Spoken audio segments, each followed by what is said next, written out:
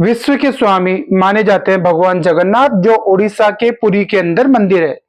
और ये भगवान का जो भगवान विष्णु का दर्जा इन भगवान जगन्नाथ को मिला 12th सेंचुरी कॉमन एरा में। मतलब कि आज से 900 साल पहले इन्हें भगवान विष्णु से जोड़ा गया। उससे पहले मान्यता थी कि इन्हें सुभद्रा, बलराम और कृष्ण को लोकल देवताओं के रूप में माना जाता था, जो उड़ीसा के लोकल देवता माने जाते हैं। जैसे कि राजस्थान, हरियाणा, पंजाब, एमपी के अंदर खेतों के अंदर जो एक पत्थर रखकर और उसकी पूजा की जाती है, उसी प्रकार भगवान जगन्नाथ को भी एक लोकल देवता के रूप में मान्यता थी, पर बाद में फिर विश्व प्रसिद्ध माने गए।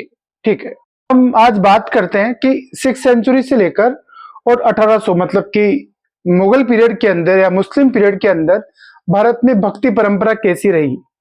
तो जब भारत में मुसलमान आए, उससे पहले भारत के अंदर ब्राह्मणिकल रूल चल रहा था भक्ति परंपरा के अंदर, यानी कि महिलाओं और शूद्रों को मंदिरों में अलाउ नहीं था, उनको किसी प्रकार की वैदिक शिक्षा प्राप्त नहीं हो सकती थी, उनको भगवान के दर्शन नहीं करवाए जाते थे, और सिर्फ ब्राह्मणिकल टैक्सों के अंदर ही वह भगवान सीमित थे, और एक लिमिटेड क्लास के लोगों के पास ही अधिकार था कि भगवान की भक्ति की जा सकती थी। तो वो लोग उस समय, महिलाएं, शूद्र क्लास और जो भगवान तक नहीं पहुंच पाते थे, वो लोग बड़े विचलित थे।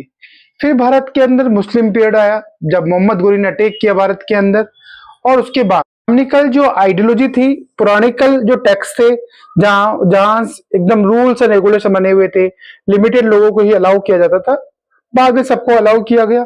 अलाउ का कारण ये था कि जब भारत के अंदर इतने रूल्स, कठिन रूल चल रहे थे, तो उससे पहले भी भारत फेस कर चुका था भारतीय वैदिक परंपरा कि बौद्ध और जैन रिलीजियन ने इस पर बहुत घातक अटैक किया और बहुत सारे लोग बुद्धिस्ट और जैनिस्ट बन गए।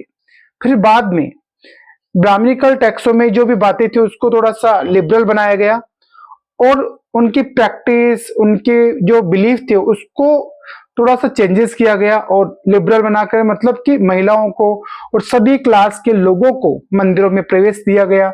अब भगवान स्कल्पचर के रूप में, यानी मूर्ति के रूप में, और टेक्स्ट के रूप में, यानी किताबों के रूप में, अलग अलग रूप में प्रेजेंट होने लगे। यानी भगवान का अलग तरीके से प्रचार किया जाने लगा, मूर्ति के रूप में और टेक्स्ट के रूप में, सगुण रूप में, ऐसे कह सकते हैं। उससे पहले निर्गुण रूप ही था भगवान का, जो ब्राह्मणिकल टेक्स्ट से, या उससे पहले जो स्टार्टिंग में ब्राह्मणिकल टेक्स्ट से भी पहली बात की जाए, जहां बहुत बार जिक्र है ब्राह्मणिकल वेदों के अंदर, मंत्रों के अंदर, कि देवता तो थे सूर्य, अग्नि और सोम, उन्हीं की वर्शिप की जाती थी। फिर धीरे धीरे जब भारत के अंदर मुस्लिम युग आया, भक्ति परंपरा आई, सूफी परंपरा आई, तो विष्णु, शिवा, इनकी अलग अलग ब्रांचेस बनी।